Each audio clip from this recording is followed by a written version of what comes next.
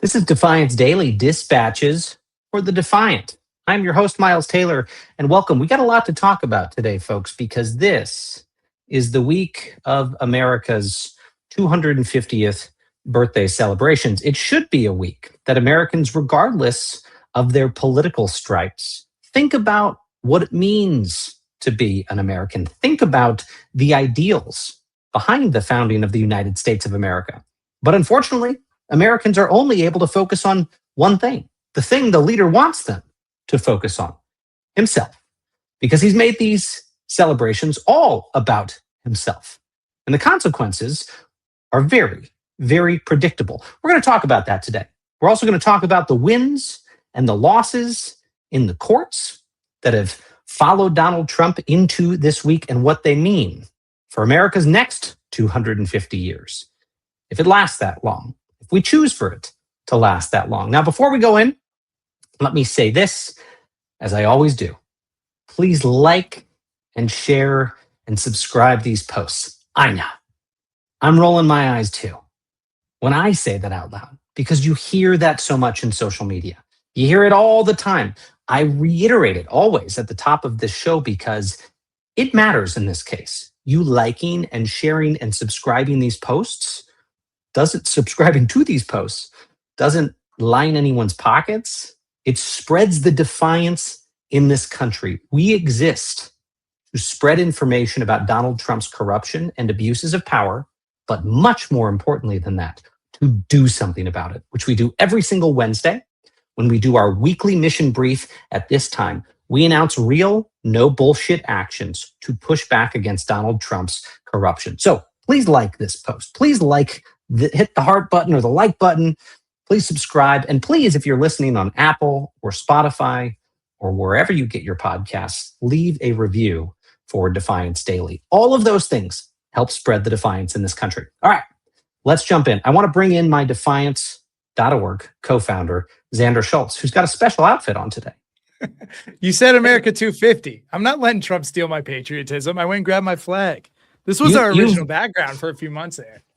You've literally wrapped yourself in the flag. I'm wrapping myself in it. Let's see. What's more patriotic than talking shit to a despot? I feel like it's the most American thing. Which reminds me, I hear often from Defiance.org members and supporters around the country that we need to reclaim the flag. Okay, I get the instinct right now to be disappointed in what America has become.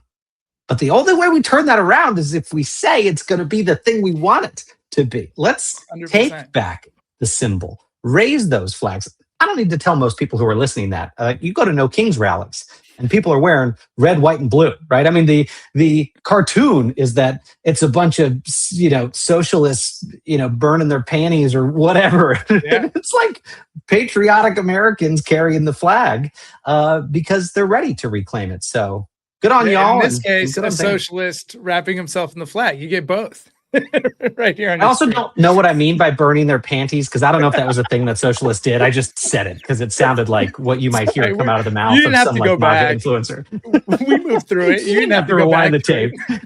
I'll ring that bell. All right, Xander, this is fitting because our first story, of course, tonight is about these festivities, about Donald Trump's America 250th State Fair. And listen, it has been something. This whole thing has been something. And I want to ask you, where do you want to start? You want to start at the Confederate flag or the indecent exposure? You pick. This is like Sophie's choice. I'll go with the flag. I'm scared of the latter. Okay. All right. Well, we're going to go to it no matter what. But let's start with the flag. Damn. Okay. All right. I'm going to go through a kind of rapid fire here because there's a lot of embarrassment around our 250th birthday. This should have been a segment where we talked about ideals and the tension between ideals and history. And that's not what Donald Trump has given us. He has not served us up that moment. He's served us up something else, something rancid. This is the type of embarrassment I would feel bad if it happened to any other entity other than this administration. So let's begin. Let's go through the states that refused to participate, because before the Great American State Fair even opened, multiple U.S. states refused to even be a part of it after saying the event had become too political. Some states that did participate barely participated. A few exhibits consisted of little more than chairs, tables, and a couple of posters. Remember, all 50 US states were meant to be on display at the Great American State Fair, but many of them said it had become so much about Donald Trump that they couldn't even show up. Most notably was North Carolina, because the state wanted nothing to do with the fair. So a private sponsor built the state's exhibit instead and decided to display a Confederate flag. Not only, Xander, was this met with backlash, but observers noticed one crucial thing. The Confederate flag has never been a part of the state flag of North Carolina. So the display had to be pulled down.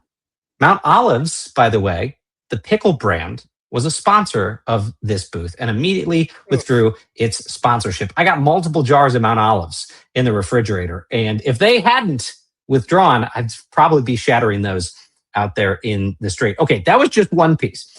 One of the states that chose to participate, Xander, Texas, put up an interactive Cadillac display where attendees could contribute to the artwork. This is a great one. Unsurprisingly, someone wrote 8647.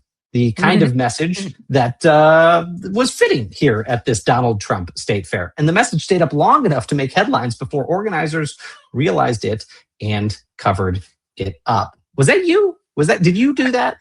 Whoever it is, you got to love the commitment that they went all the way to the state fair, like an event I'm assuming they don't like, to go get this done.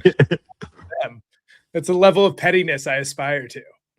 Well, this is just the beginning, my friend, because opening day brought other embarrassments. There was a power outage that shut down entire parts of the Great American State Fair and knocked out attractions and left food vendors worried about spoiled food.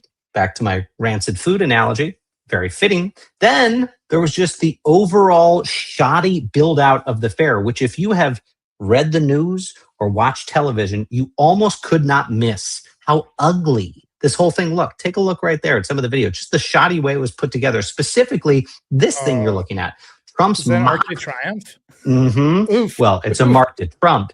Trump had this triumphal arch built as sort of a microcosm of the giant monument he wants built to himself in Washington, D.C. This thing was meant to actually showcase his vision for that permanent monument in Washington.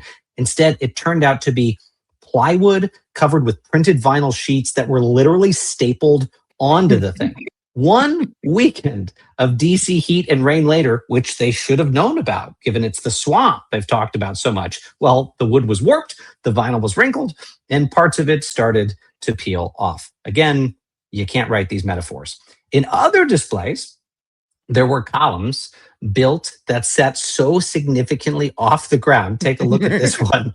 That they had to be propped up by wooden support pieces and then covered with empty planter beds so no one could see the crappy work. This is like the type of stuff that happens in your and my houses. My backyard. Yes, when our wives ask us to do something and we don't do it quite right, and then you go to Home Depot and you're like, how do I fix it?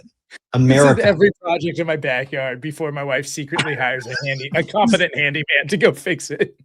Yeah, except usually when that happens, your wife hasn't tasked you with celebrating 250 years of the world's oldest continuous democracy, right? So the audience is one person for your fuck ups. Although in this case, maybe it's not too dissimilar, because in this case, the audience is one. I mean, this is not being done for America. This whole thing is for an audience. And a toddler in both cases.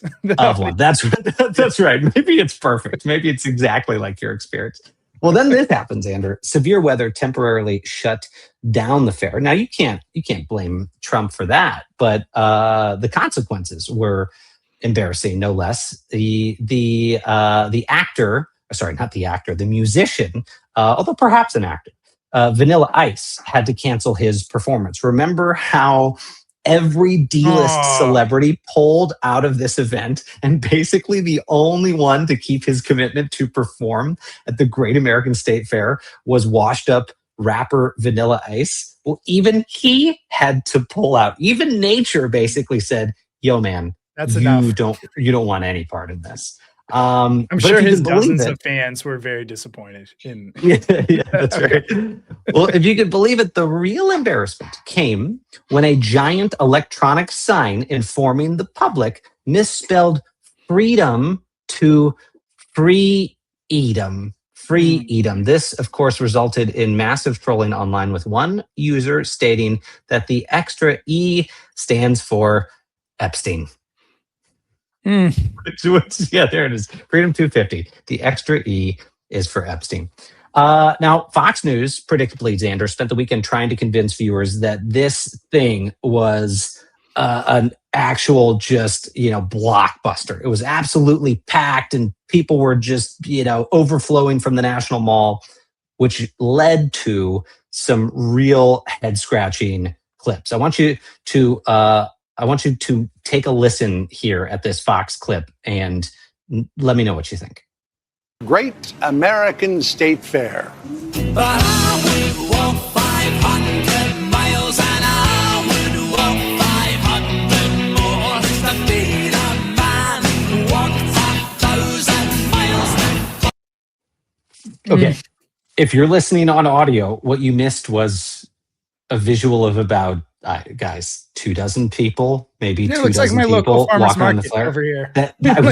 I cannot believe you just said that. I was literally going to see. Sorry. It looked like our local farmers market. I'm not even kidding. It was like we were just there the other day. Like that was about how many people were there.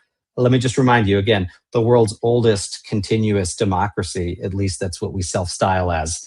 That's the turnout. Even Fox couldn't find something more compelling than that. But finally, Xander, I want to bring us to what was probably the biggest failure of the weekend. And it belongs to Freedom 250's social media team. And I got to say, whoever's running these accounts is probably going to need to start updating their resume, because after all the backlash, which was significant in volume, Freedom 250 proudly posted a performance by country music singer Celeste Kellogg, saying she rocked the main stage. Well, here's the thing. Social media users noticed something they apparently didn't. If you zoom in on the guitarist's mirrored sunglasses, you can see the reflection of the crowd, or the lack of one. Oh yeah, zoom in on this baby. Now, after people started pointing it out, this gets crazier. After people started pointing out, if you zoom in, there's literally like, I count 1, 2, 3, 4. There's like 5 people on the field there in front of the singer and the main stage. So people started to point out that there was like, I don't even think you can call that a crowd. I think you just call that like a failed dinner party. They then deleted the post across almost every single platform because they were getting trolled so hard. Almost, because while putting today's show together, our incredible producer, Mercedes, discovered they forgot to delete it from Facebook. And while looking today, our producer, I think, was the first to discover that. But somehow, that wasn't even their biggest social media blunder of the weekend. This team, I know, Mercedes is a rock star. Wasn't even their biggest social media blunder. One of the biggest MAGA live streamers covering the fair was arrested. I'm sorry, Xander, I have to get to this part. I know you didn't want to do this one first, but one of the biggest MAGA live streamers covering the fair was arrested after police say multiple witnesses saw him engaging in a lewd act while watching female acrobats perform. According to the police report, 3 different witnesses alerted officers. And here is where Freedom 250's social media team comes back into the story. Again, credit to Mercedes, our producer. While putting today's show together, he noticed that Freedom 250's official Threads account, Threads, the social media platform owned by Facebook, is still using this guy in one of its promotional videos for the fair. Let me say that again. A man who was allegedly caught masturbating at the Great American State Fair still appears to be featured by the Trump administration's Freedom 250 team on social media. They deleted the empty crowd posts. They ultimately got around to that, but apparently nobody thought to take down the image of the man who got arrested for masturbating at the state fair. This is, I know we have to say all the time, you can't make it up. It's too on the nose. I don't even know where the architects of the universe are pulling these stories from. It is from like a far, far deep ring of hell that we never knew existed. Well, I like this guy for their mascot for the Epstein boys. It feels like an appropriate mascot. Maybe that's why they didn't take him down. Feels on brand for the rest of their stuff. Did we get a price tag for any of this? This like reeks of the reflection pool type grift too. Like the Arc de Triomphe being made out of particle board, and they're essentially being nothing inside the venue. For I don't know if you've been to state fairs. They usually have many things inside the state fair, not an open grass field that was already there in some capacity. Well, I'm going to give you the lowest cost of this whole thing, which was Congress appropriated $150 million for these celebrations. Oof. It was supposed to go to a bipartisan Freedom 250 commission that was going to put on these events in a way that was bipartisan enough for all 50 US states to come participate. But it appears that the Trump administration hijacked much of that money, redirected it to the National Park Service so it could control what happened. And then via executive order, Donald Trump created another planning commission to take over the proceedings. That's how all of this stuff that, again, for years has been planned, got taken over by the Trump administration and turned into this sort of melting fake gold masterpiece that has become the Great American State Fair. So 150 million divided by 75 attendees, $2 million per attendee, Miles. It's quite the cost per attendee at the show. That's right. I think that might be the most ever spent on a single attendee. yeah, for sure. Well, and look, that's just what's happened so far in this celebration of America's 250 years. I would urge people to withhold judgment for a few more days, because there's a lot of things that could go wrong this week in the lead up to the 4th of July. And most definitely will, if Donald Trump and his team have anything to say about it. We joke a lot about this, Andrew, but I also just have to say, there are so many wonderful, patriotic Americans, conservative, liberal, independent, who I know, who have spent years and years planning for this moment. You and I used to work with someone, you know who I'm talking about, that worked, Lara, who has teamed up with, there are nonprofit groups who have spent millions and millions in their own money to go and celebrate this moment, to try to get Americans to recommit to their values. I mean, like, there's this sweeping universe of efforts that have been planned for like a decade to celebrate this moment. All of it squandered by Donald Trump's depravity. It's, who wrote the book? Was it Rick Wilson who wrote Everything That Trump Touches Dies? I think that was the name of one of his books. It was a national bestseller. That's an incredible title. It's an incredible title, and it has lasted so long. This is yet another example of everything that Donald Trump touches dies. And I feel terrible for the folks who have, had to deal with this. On top of that, Xander, you go ask your average American, there is no moment we have needed national reconciliation and celebration more than this. I think the Associated Press this morning, I think we have the story, put out a poll that showed American patriotism is at an all-time low. I mean, we're talking like devastating numbers. After 9/11, I think it was like 98% or something that was statistically insane said they were proud to be Americans. It's now something like 58%. The numbers are absolutely abysmal. And the 250th was supposed to be this moment to start a national conversation, to reduce divisions and recommit us to our values. And it's really become a joke. Yeah. I mean, I understand not feeling very patriotic, right? Depends on how you define it. I feel like we all have a role to play in molding what this country will be. That's what I'm excited by. I do have like a little bit of an issue with that headline though. I don't feel like that's the case. Like the division being the issue. I do think the leadership is the issue. How the country's being managed is the issue. Yeah. But I feel, at least in my conversations, and you and I both are lucky enough to have friends across the political spectrum. The anger is palpable, but it's pointed up. I would say 6 years ago, many of my, conservative friends would be like, these woke lefties are ruining America. Many of my progressive friends would say, like, it's these conservatives. I think a lot of people are talking about the Epstein files. They're talking about grifts. They're talking about wars. They're talking about corruption. I think actually there is, and I said this on our weekly coffee. I shared this experience. There is an opportunity right now to pull together this country correctly against corruption, against a grift that's taking place against all of us. And, as I mentioned on our coffee, I spent time with Rich Logis of Leaving MAGA and Latasha Brown from Black Voters Matter for an hour and a half on the phone, talking about the opportunity in this moment to bring the different groups of this country together to forge a future together and write a new narrative. Look, the times of transformation are always preceded by really hard times, oftentimes much harder than what we've experienced so far, right? You think about World War II or civil wars and whatnot.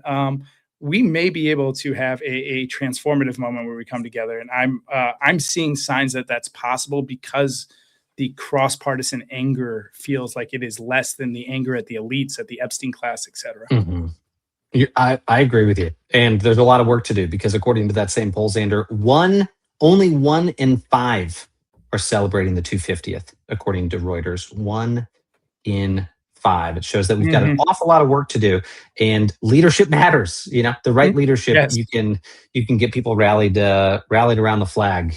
Wrong type of leadership, you can get people burning it.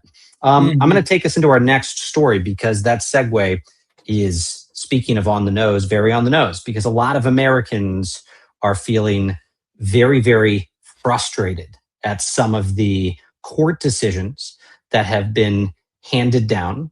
But there are some bright spots in all of this, which we're also going to get to. This has been a flurry of court decisions over the past 2 weeks, some that have been helpful to Donald Trump and his expansion of power, and others that have been absolutely devastating to Donald Trump's agenda. But before we get into all of that, let's start with what the Supreme Court decided not to hear. And this first one officially sends Donald Trump the final bill. CNN has the story. Take a look.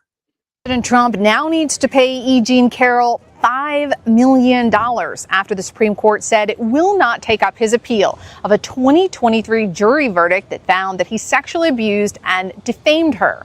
Now, that case centered around allegations that Trump had sexually assaulted Carroll in a New York department store in the 90s. He then went on to say that she made the whole thing up to boost sales of her book. And I say it with as much respect as I can, but she is not my type. President Trump has appealed that verdict all the way here to the Supreme Court, but they have repeatedly delayed deciding whether they take up the case. They didn't explain what took so long, but we finally have an answer. Now, the Supreme Court may have to deal with a very similar question soon because Trump had a second trial against Carroll in 2024. That jury awarded her $83 million for defamation. Trump's lawyers are expected to appeal that case back here to the Supreme Court in the coming days.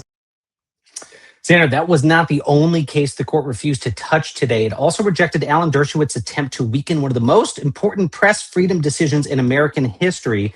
Dershowitz wanted the court to reconsider what was called New York Times versus Sullivan, which was the landmark 1964 ruling that says public figures have to prove actual malice before they can successfully sue journalists for defamation. In other words, politicians and celebrities don't get to bankrupt the press every time they don't like a story. Clarence Thomas and Neil Gorsuch wanted to revisit that precedent. The rest of the court was uninterested. Now, on to the decisions they did hand down. And this first one is pretty significant. And a pretty significant privacy win in the digital age. The court ruled 6-3 that so-called geofence warrants, these warrants where authorities can say, we want information about cell phones and other activity in a given area.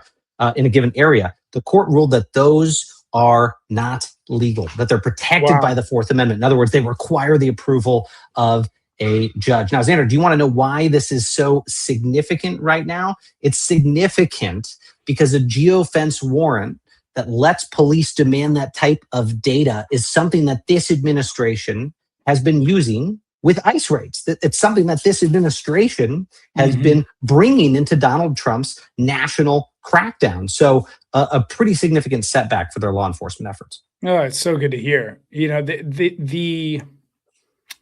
our legal system has been finding ways for a while to infringe on otherwise free folks' rights, and how that's often done is through the use of parole. Parole oftentimes has clauses that you can't live or be in a car with other people that are on parole, but in these communities, oftentimes many members of the community are on parole or probation or whatnot.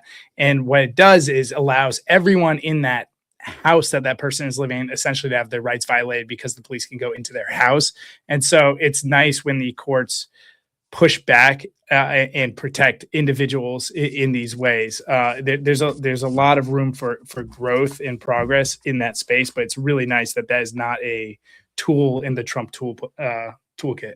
And not just Trump. I mean, this ain't a Democrat or Republican thing. Yeah, totally. All Americans should be heartened by this. I mean, Justice Alina Kagan, who wrote for the majority, said Americans have a reasonable expectation of privacy in their cell phone location data. Okay, it's just where they are at a given time, even when they're in public. And she warned in her majority opinion that this kind of surveillance, if left unchecked, if they don't go to a judge, could reveal whether someone visited an abortion clinic or a church or an AA meeting or a psychologist or attended a political protest. Those are the types of things that we have been worried about. Those are also the types of things this administration has been using when they're going after, when they're committing these ICE raids, when they're covering protests around the country. So they will be curtailed in that action. But I also want to turn to elections before we bring in our guest, because Donald Trump and the RNC took another loss. And that's because the Supreme Court upheld Mississippi's law allowing mail-in ballots that are postmarked by Election Day to arrive within 5 business days and still be counted. This is a really significant decision. This is one a lot of folks were watching and a lot were worried about, because it seemed like the administration was more than excited about the possibility that if a mail-in ballot didn't arrive by Election Day, that they would get thrown out. That's what Donald Trump wanted. And the vote was 5-4 in the other direction. Amy Coney Barrett wrote the majority opinion, and Barrett's point was very straightforward, that people vote at the moment in which they cast their ballot, not when the United States Postal Service gets around to delivering it, right? If the Postal Service runs into a storm or the truck crashes, that democratic right doesn't just disappear. But the administration wanted it to be that way. They wanted to create this brand new massive voter suppression barrier that had to do with postmarking on the envelope. Now, this is a big win because the ruling, of course, doesn't just affect Mississippi. It leaves similar laws in place across at least 18 states and territories, including battleground states like Nevada. If you're in those places, you can still vote before Election Day with your mail-in ballot, not have to worry about when the Postal Service gets it there. Trump, of course, was furious. He immediately went back to Truth Social, calling it, quote, a tremendous loss, and once again demanded that Congress pass the SAVE Act, his voter suppression bill. But Xander, I want to get into 2 cases that were wins for the administration. We're going to talk to our guest about them. 2 of the biggest rulings of the day are also the most complicated and with sweeping implications for executive power. And rather than have Xander and I pretend that we went to law school, we figured we would bring in someone who actually did. Joining us now is former United States attorney and legal commentator and all-around all-star who has a new best-selling book that is out, that is everywhere, that you should pick up. Her name is Barbara McQuade. Barbara, great to have you with us. Thanks very much, Miles. Really happy to be with you both. Barbara, can you tell people where they can find your book? I find it everywhere I go. I find it in the airport. Nice. I see it featured in bookstore shelves, not just like inside, like in their windows. Your book is everywhere. People would have to close their eyes when they walk in public to miss it. But let's say that they did. Where could they find your book? Well, they can always go to barbaramcquaid.com. And from there, you can find links to independent bookstores and all the big booksellers. So it's everywhere you buy your books. It's called The Fix. Fantastic. the fix. And you lay out something in your book, which is very relevant to today's conversations. You lay out very, very practical, sensible ways Democrats, Republicans, and independents could come together to fix the damage we have seen to our democracy. And unfortunately, it looks like there might need to be an addendum in the paperback added for some of these Supreme Court decisions, because at first glance, these opinions almost look like they contradict each other and create a whole host of new problems for our democracy. In one ruling, the court dramatically expanded Donald Trump's power to fire leaders of independent agencies. In the other, it told him he could not fire the Federal Reserve Governor, Lisa Cook. So I want to start with that FTC case that said Donald Trump could fire Miss Slaughter, who was a FTC commissioner. For people watching at home, what did the court actually decide, and why does that matter for the way Americans live their lives? Well, this Slaughter case is going to have huge cascading effects in the federal government, which will affect the lives of ordinary Americans. So Rebecca Slaughter was a commissioner on the Federal Trade Commission, and Congress created a statute, as it does with many of these so-called independent agencies, to provide a buffer against politics. And so for commissioners on the FTC that can be appointed by various presidents, they serve 7-year terms. The idea was to exceed any one presidential term so that they're sort of insulated from politics.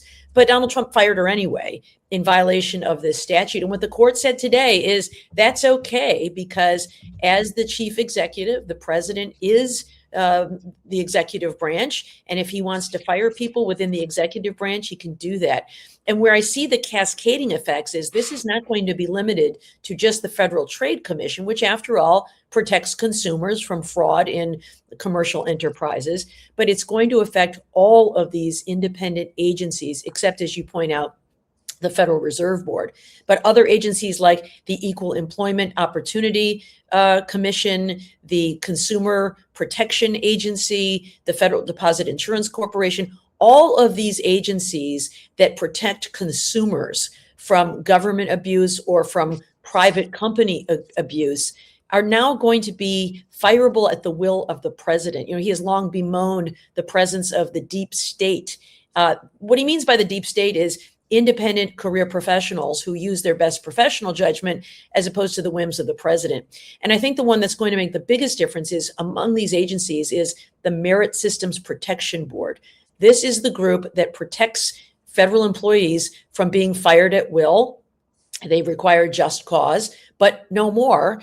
And so I think what we could possibly see is a return to the spoils system that existed before Congress passed the Pendleton Act in 1883, which is what gave us the professional civil service. People who show up, they work in government throughout Republican and Democratic administrations. These are, scientists at the EPA, doctors at the CDC, engineers at NASA, the people who run the nuclear program. All of these people now are fireable at will, can be replaced by cronies of the president. And I think that is going to make Americans less safe and have fewer protections from consumer laws when corporations or the government itself violates them. Well, there's one thing, Barbara, that was really striking to me is I read Neil Gorsuch's concurrence and with this opinion, and he concurs, but it almost seems like he did it with deep reservations, which are not going to save us for what's to come next. But he laid out in there somewhat systematically all the ways a president might now be able to abuse this power. I mean, as you just laid out some of these agencies, Gorsuch said, look, this decision affects what Americans buy and who's in the federal government and which companies win contracts and whether they can broadcast on the airwaves. It's the news we read, it's the things we buy, it's places people work. It's agencies who have regulatory power over all aspects of American life. And Gorsuch basically says, in the wrong hands, this power now could be used by a vindictive president for bad purposes. Now, he references what they called the fourth branch of government, which is, conservatives like Gorsuch for years have said, well, these unelected bureaucrats control so much American power. But then he basically warns in there, he says, well, the fourth branch of government didn't disappear. it just got concentrated over the president of the United States. He's basically saying to the Congress, sorry, we had to do this. There's going to be a lot of really dangerous implications. We'll leave it to you guys to fix all of that. What do you make of that? I mean, before we get into the Fed ruling and the contradiction here, what do you make of that? Gorsuch, basically saying we're going to enable this car crash. It's really, really bad, but we're not going to stop it. Yeah, Justice Gorsuch is fond of saying our job is to decide the law. We don't decide policy, and we let the chips fall where they may. But I think that's an easy way out, because I think you have to consider the consequences of your legal decisions. Justice Kavanaugh does this from time to time too, and they write for themselves, and it almost feels like they're saying, I'm still a good guy. Don't be mad at me. I didn't really have any choice here. This is just the way it works. But you're right that there has been this almost crusade for the past few decades from the far right to change the nature of the federal government as it has evolved. Even the originalist viewpoint really only dates from about the 1980s. It didn't exist before that. And it's an effort to go back to the origins of what the American government was like when the Constitution was first ratified in 1787. And it's so different from where we've come, in a real, in my opinion, blatant disregard for the precedents that have shaped our jurisprudence for the past 250 years. The Constitution was designed to be a living document that the courts would interpret it and breathe life into it and apply it to real life. And it seems that what this court wants to do is to get rid of what some justices have referred to as the evolving standards of a maturing society and go back to where society was in 1787. I think it's just reverse engineering for a conservative viewpoint to go back to the past. But one of the things they have tried to do is empower the executive. And this started in the Reagan administration when they loved what the president was doing with regard to deregulation and other things, and dismantling what they have called the administrative state. And these are you can call them unelected bureaucrats. I call them independent professionals, people who are following the law and basing decisions on facts, laws, and their expert opinions in their own fields. And what we're going to see instead now is what was once, in my view, the crown jewel of the American government, this professional civil service, now directed by the political whims of the president.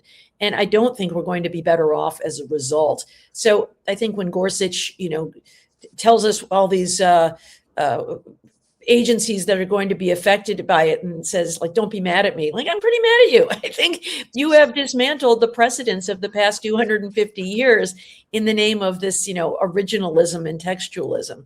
And I think it's nonsense. Barb, at the same time they're saying this, they're also kind of going back on it, right? They stopped short of allowing Trump to gut the Fed. It seems like they were spooked by their own logic. So what do you make of that? What do you make of them saying, everything you just laid out there while stopping short of it when it comes to the Federal Reserve? Yeah. And Xander, may I say, props to you to literally drape yourself in the flag. This is the game time decision. It happened as we're going on here. I'm committed now, though. Yeah. It's beautiful. So this is the Cook case, of course, Lisa Cook. Trump fires her without cause, based on some baseless allegations that she's engaged in mortgage fraud. So this case gets remanded. She hasn't won for sure yet, but what the court has said is the Federal Reserve is different. There must be just cause, as the statute requires. And what they discuss is that the Federal Reserve is different. It's not purely governmental because it has its origins in what was once the first national bank, which had a quasi-private aspect to it. This strikes me as a distinction without a difference, as they say. It's a crazy stretch. And why would they do that? Well, the Federal Reserve, of course, sets interest rates and is incredibly influential on the direction of the U.S. economy. The president, as we've seen with President Trump, always wants interest rates to be cut, because that will stimulate the economy. And he can point to a booming economy when there is an election to be had, whether it's midterms or a re-election.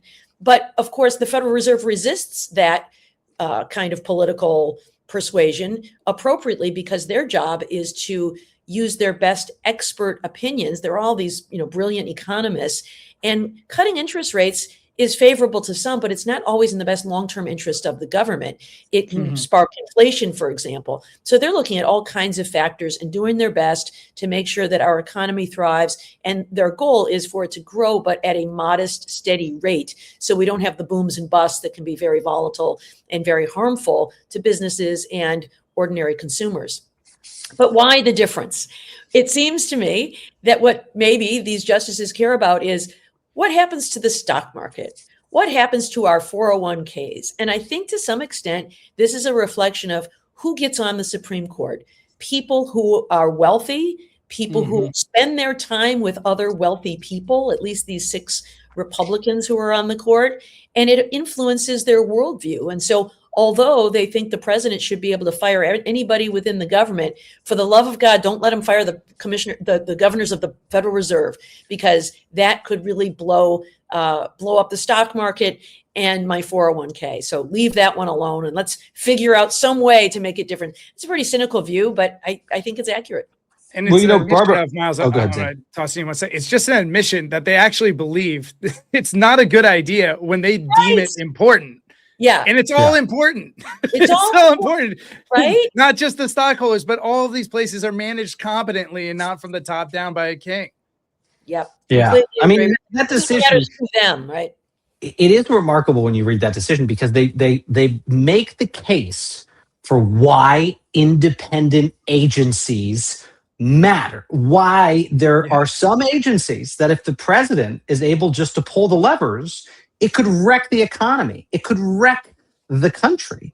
But I think they were scared of the immediate implications of Trump taking over the Fed. I mean, the irony here is, you said earlier, Barbara, that Gorsuch says he makes his decisions and lets the chips fall where they may, except when it comes to the people who make the chips, right? The actual things of value and the money. Then he's like, ooh, we can't let them just print more chips when they want to, because we've seen throughout history when autocratic regimes take over effectively the money printing powers of government, they print more money to make money cheaper. That destroys people's savings accounts and the stock markets. I want to ask you, Barbara, what you think might actually be happening inside the Trump administration right now in the wake of this decision, because there are the folks in the Justice Department, there are folks in the White House, there are the Russ Votes of the world who run the Office of Management and Budget, who will see this decision, rightfully, not the Fed decision, but the Slaughter decision,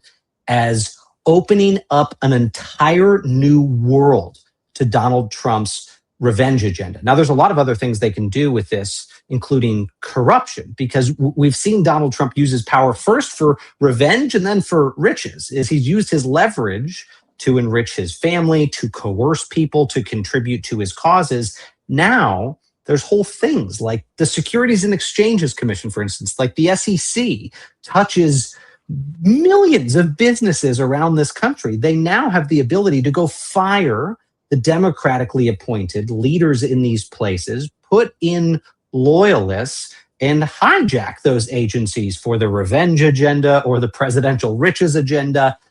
There's almost too much for any White House staff to explore in terms of what they can now exploit.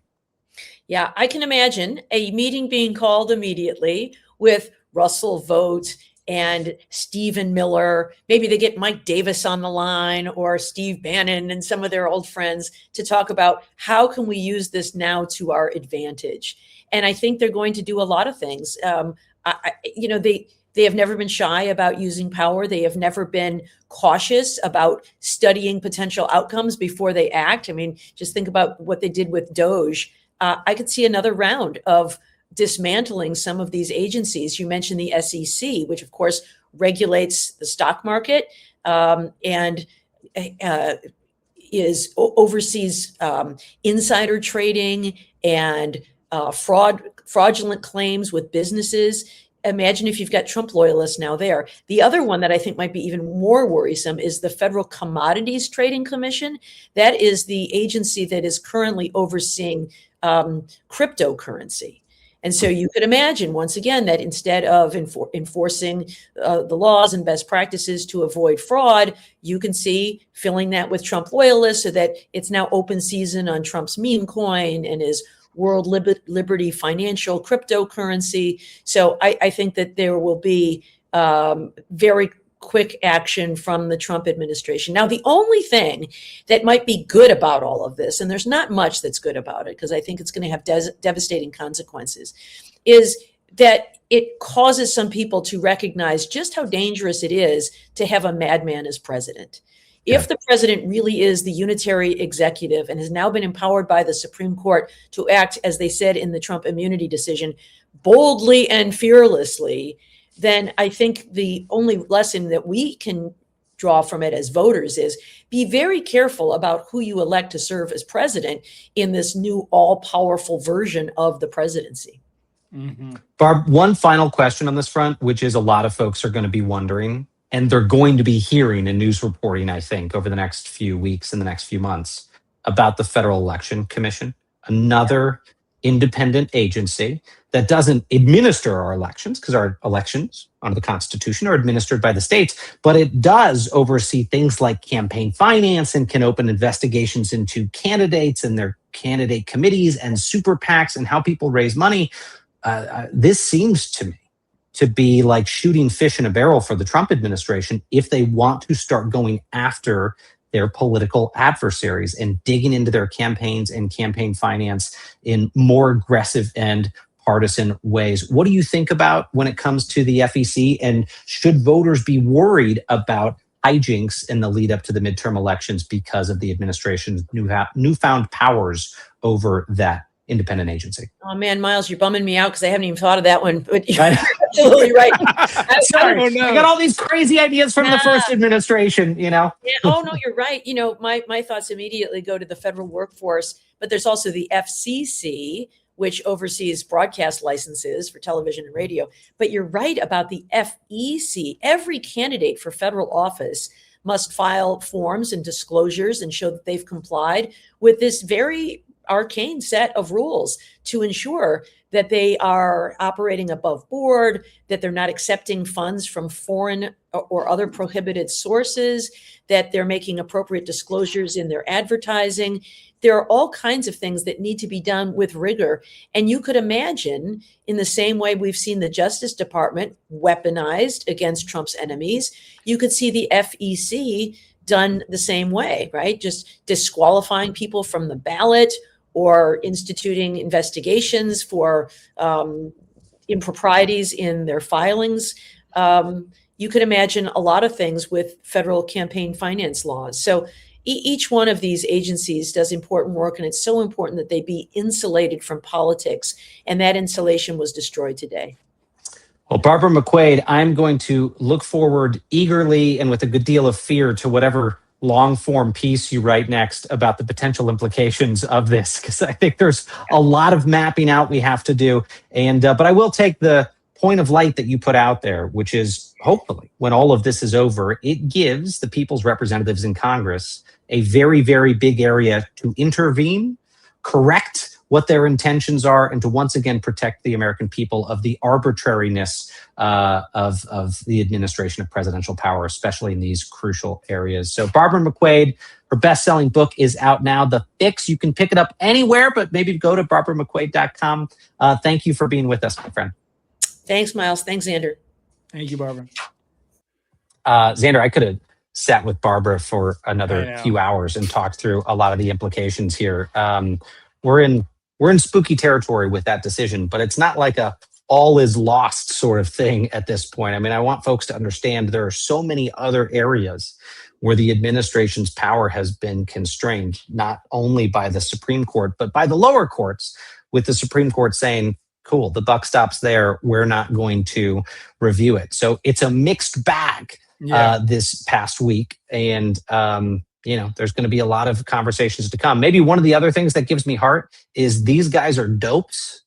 And as much as it seems like they've moved really, really fast, it's going to be hard even for them to wrap their heads around how they can abuse power in these agencies and get people into those jobs willing to violate the law in such ways that might get them potentially imprisoned on behalf of Donald Trump. So there are still some sort of natural human barriers from all of this. The discrepancy, these guys deciding that the Federal Reserve and currency is important, but the other stuff can fall under his purview, is so insane to me. When you think about it, it all matters. Like, think about the impact of journalists during the Great Purge, Stalin's Great Purge. They were one of the most targeted groups. They were killed en masse, journalists in the Soviet Union. How about food production when a single guy gets to pick? 8 million people starved during the famine in the Soviet Union when Stalin was in charge and just controlling all things from this central government. How about health? Stalin died from a curable issue because he had already killed the Soviet Union. All of it matters. All of it matters. Aspect of this matters because God forbid we have inflation, and like that's the only nightmare scenario of top-down leadership that's able to instill loyalists is so naive to everything history has taught us. But moving on. Well, final thing on that, if you're looking for a talking point at 4th of July barbecues, if you really want to go there during 4th of July barbecues with your Republican or MAGA friends or family members, this is what I would say to them. I'd ask them, are you opposed to socialism? You want to make sure that we have a government where power is not so centralized, that our benevolent betters in government can make all the decisions for us? And they'll say, yeah, I don't want socialism. You say, well, the Supreme Court this week just gave Donald Trump the ability to turn us into a completely socialist country by pretty much directly making decisions about what you see on TV, what you buy on the store shelves, who can open bank accounts, who's permitted to run for public office. I mean, a sweeping array of these backwater federal agencies now come into play and are directly controlled by the president, meaning he has more direct authority over how you live and breathe and work and play in this country in so many ways. It is the worst kind of socialism that so-called conservatives have feared. Take that to your barbecue and see what they have to say, and ask them, if someone like a Mamdani becomes president, wait, do you want him to have the ability not just to reverse everything that Donald Trump did, but do it worse in the other direction? They're going to have to sit on that and think, wow, is it really worth a dictator for the next 2 years if the next guy's a dictator I don't like? Hopefully their answer is no. But anyway, something to bring up over burgers. But our final segment, Xander, of the day and every day is who is joining the Defiance? Because as these stupid decisions come down, smart and brave and patriotic Americans are standing up. And by the way, we're keeping a very long list of all of these things that are happening, and we're going to give our lives and our futures to reversing them. So fear not. And let's see who's joining the Defiance this week. Our newest member of the Defiance today is an everyday person in some respects, but also someone that you may have seen in your shower. This is a weird way for me to introduce this segment. all right. Where are we going, dude? First of all, your barbecues sound aggressive, and now the bathroom situation feels a little weird. What's going on? Well, he portrays as an everyman, but yes, he has snuck into many of your bathrooms, and let me tell you why. Because today we're going to meet David Bronner, who is the CEO of the very popular Dr. Bronner Soap Company. Okay, that's why he's in your shower. And his brand has been fighting to scrub the world clean of authoritarianism since 1948. And this Trump administration is no exception. Despite Donald Trump's historic attempts to silence brands and companies that defy him, Xander, this all-natural soap company has only spoken louder and louder and louder. And guess what? They're better off for it. Take a look. CEO of this soap brand loves speaking out about politics. And contrary to what you might think, it's helping their sales. Dr. Bronner's CEO has written blog posts about Israel and Palestine, writing that land is being annexed at an accelerating rate under military apartheid rule. The Family Foundation regularly donates to refugee organizations, and the company released Iridescent Bottle in celebration of LGBTQ rights in collaboration with the ACLU. This is the kind of activism that most brands avoid because it can alienate customers. But for Dr. Bronner's, sales are booming. A handful of other brands are following similar logic, that in a fractured America, you don't need an apathetic majority. You just need a loyal base that believes in you. Now, for the Bronners, it's not just a marketing strategy, it's part of the brand's DNA. The CEO's grandfather and founder printed his beliefs on the bottle's label, and the soap found a natural audience among hippies. In recent years, the company has funded legal representation for asylum seekers and launched a program for trans-led organizations. That last effort led to an anti-woke marketplace named Public Square to call for a boycott of the brand. That same year, Dr. Bronner saw a 17% increase in revenue. Defiance is good. Defiance is good. Miles, I don't think you remember, but we know that guy. We did it. We did a workshop with him when we were running our think tank on military member health. That is mental health. right. Yeah. That is crazy. Well, you know what? There's been a lot of life since then. You've been accused of treason. There's been a lot going on, so I forgive you for forgetting that guy. It's been a wild few years. Do you think we could get Dr. Bronner to maybe pour some of his soap in the reflecting pool? Do you think it's got the ability to kill the nearly 30 different types of algae that are growing in the reflecting pool? He's not grifty enough. It's going to be another $30 million no bid contract to turn it back to blue, and then it's going to be green again. It's the grift and evidence, unfortunately. Oh, that's too good. Listen, folks, if you're a Defiance.org member, feel free to ask a question in the chat. We have time for 1 or 2 questions. Drop them in there, anything, everything. But in the meantime, we welcome Dr. Bronner to the Defiance. We hope more brands will stand up on the issues that they know and suspect might get them targeted by the Trump administration by recognizing that Defiance actually can be profitable, especially in this moment where people are standing up. We've got a question from Sin Worthington. Where can I find the description of the current SAVE Act? Well, there are posted descriptions on the Senate and the House's websites. So honestly, if you just go to Google and you look up the SAVE Act, among the first results are probably going to be those Senate and House one-pagers, but there's also going to be a number of different think tanks and organizations that have published backgrounders on it. Here is what I wouldn't be worried about. I'm not currently worried about the SAVE Act becoming law. Donald Trump is going to throw a fit. He's going to keep doing petulant things, but it looks like there's no pathway to success. And even Republicans last week sat down with Donald Trump and said, look, we know you want this wacky ass voter suppression bill to go into effect, a bill that would make it harder for ordinary folks to go vote. My own wife, we figured out, would not be able to go vote in November under the SAVE Act because the issues with people changing their last names and how much harder it makes for folks and the need to get their passports and that sort of thing updated.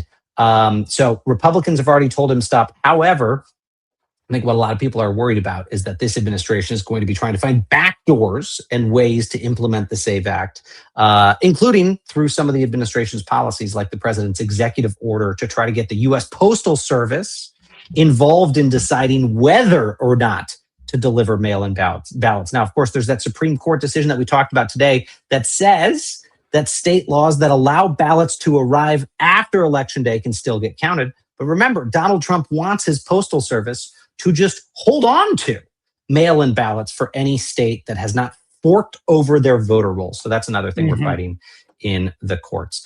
Xander, we've got another question here from Lynn Gary. Lynn says, when the federal agencies become an orgy of corruption, great term, what exists to stop it besides revolution? It's funny she asked. I mean, I was feeling kind of similarly when we were talking about the new powers of the president, and our guest Barb was saying, we just got to elect a really good one. That doesn't feel like the checks and balances we were sold on in civics class. What do you do when things start becoming this corrupt, Miles? This This is what you do. Seriously. This is it. You join not just us, but you join groups like Political Defiant. organizing groups. Why? Yes. Because one, we're helping to make sure people are stitched together for the moments when we need to get out there en masse, but we're not waiting around for that. Groups like Defiance.org, our friends at Democracy Defenders, Indivisible, you go on, are taking real concrete actions to stop this administration. Donald Trump's name coming off the Kennedy Center. We helped co-fund that lawsuit. The opposition to Donald Trump's slush fund. We helped co-fund those legal actions. Efforts to make sure Donald Trump's law-breaking federal agents who shoot people in the streets who are unarmed get sent to prison. Yeah, we're helping to support efforts to stitch prosecutors together, state and local prosecutors, to make those things happen. So I would say the immediate answer is that's why we're here. We're here so that you all, instead of just taking $5 and giving it to a cause, that we can crowdfund efforts together that otherwise wouldn't exist. So when we come together and undertake collective action, we can do big things. And as an example of that, those of you Defiance.org members who are listening right now, it's one of the reasons I urge you to join us this Wednesday at our monthly member meeting, because we're going to talk about some of those literal concrete actions we have planned for the next month, including some updates on our plans to send the Trump Epstein mobile around the United States, continue to draw attention to the files, including in competitive battleground areas in the lead up to the elections. And a lot of the efforts that have been taken to expose the files, which have done extraordinary political damage to Donald Trump, would not have happened if it hadn't been for collective action and pressure and attention. So that's just one of many examples of what we'll talk about at our monthly member meeting and how we as a community can crowdsource courage in this moment. Xander, a final note before we go. Tomorrow on the program, we have the great Liz Oyer with us. Some of you know her as Lawyer Oyer. She's a former Justice Department official, just like Barb McQuade. And we're going to break down more of these decisions, including the possibility of decisions that might drop tomorrow. We're still waiting on the Supreme Court to weigh in on Donald Trump's birthright citizenship executive order and the rights of trans athletes. That first one I want to hone in on, Xander, because once again, Defiance.org members helped fund the lawsuit to block Donald Trump's birthright citizenship executive order. This was his order that he put out last year that says, if you're born in the United States to foreign parents, I don't care. We're not going to give you citizenship. Problem there is the Constitution, literally in plain language, says the opposite. We could not allow something like that to go unchallenged. That's why groups like us exist. That's why a lot of the pro-democracy groups out there exist, is to make sure we go fight these things in real life. That's exactly what we are doing. So please, if you do anything this week, make sure you join us on Wednesday if you are a Defiance.org member. If you're listening to me right now and saying, man, maybe I should be a part of this Club for the Courageous, and maybe I should fight back against this shit because things are getting pretty scary in the United States. Then go check us out. Go check us out at Defiance.org. You can subscribe today, tomorrow, Wednesday, and get access to that monthly members meeting to come join us and to give us your inputs on how we should use our power and our network to try to restore the rule of law in this country. That's what we got, Xander. That's what we got on tap. But there's something else tonight. One last thing. If you're looking for other ways to defy, Xander, he's got an answer for you. I've got another answer for you. Tonight, we're gathering the GTFO ICE crew to talk about divestment from the prison industry. You might be horrified to learn you are invested in Geo Group and Core Civic and supporting the Trump infrastructure. You didn't do it on purpose. You might be doing it unintentionally, but it's very possible you are. And so we're bringing on an expert, Bianca Tylik from Worth Rises, who has been fighting the prison industrial complex for some time, to explain how we can divest from those groups. So that's tonight, 8 p.m. Eastern, 5 p.m. Pacific. And Miles, I wanted to say one more thing, because I think you made a great point about joining groups like this. We got here because we forgot democracy is a 365 fight. We got here because we thought turning out twice a year, voting in generals, maybe not even in primaries, was civic participation in this country. And we don't need everyone joining Defiance Daily all the time. Like there's that magic number of 3.5% of the country being really engaged in leading civically, but we need a lot more than we had previously. And so all you on this gathering and supporting the efforts Miles talked about, it's hard to see our wins because right now we're playing so much freaking defense, right? We're in defense right now, but the world we would be living in right now would be so fundamentally different if we weren't doing this. If we weren't doing this, we would have occupied cities. We would have the end of birthright citizenship. We'd have so many. Reality would be horrifying already. We'd have how many people in El Salvador? Remember when they were trying to do that? Just send people in planes to El Salvador without a trial? You think he would have stopped on his own? No. It's because we are organized and we are fighting back and we are keeping an eye on these guys every single day. And we are investing in the best athlete in every single fight. And sometimes that's all of us throwing down with collective action. Sometimes that's getting the right legal team on the case and making sure they have all the resources they need to win. But this is a 365 fight. You're all engaged. The best thing you can do is help us get to that magic number of that many Americans being engaged, that 3.5% being engaged daily, organizing their communities. Because when you have that many organizers, that trickles up to 40 million, 50 million, 60 million people being engaged on a monthly basis. We have the power to transform this. This guy, where is he? Where's my buddy, Tim Snyder? This guy, Tim Snyder.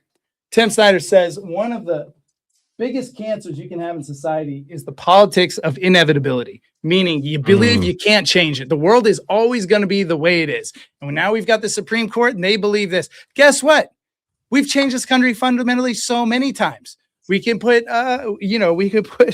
term limits on Supreme Court justices. We can expand the court. We can do whatever the fuck we need to build a great democracy. We have the power. It is just about staying engaged. So please, if you're already here, you're already engaged.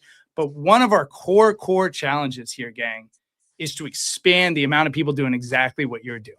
And as Miles mentioned, we're not selfishly saying that, like, watch us. We'd prefer if you watch us. We think we're doing a pretty good job, but you can find your local organizer, your local indivisible group, whatever it is. But it's easy to have these really awesome, really interesting conversations with each other because we're in the know, but we need to be recruiting. We need to be recruiting because we are in a build mode in this country. I was smiling as you were saying that because you said, we're in a defensive crouch right now against this onslaught. But we got to change to a forward-leaning posture. My 2026 New Year's resolutions, I always make 3. And then like everything I do that whole year, there's like little decision trees that come out. I pulled it up on my phone. I don't know if you can read it there. Number 1 is that's just a picture of Hannah. No, I'm just kidding. It says I'm just kidding. Shift. Oh, I thought you were serious for a second. It says shift from defense to defiance.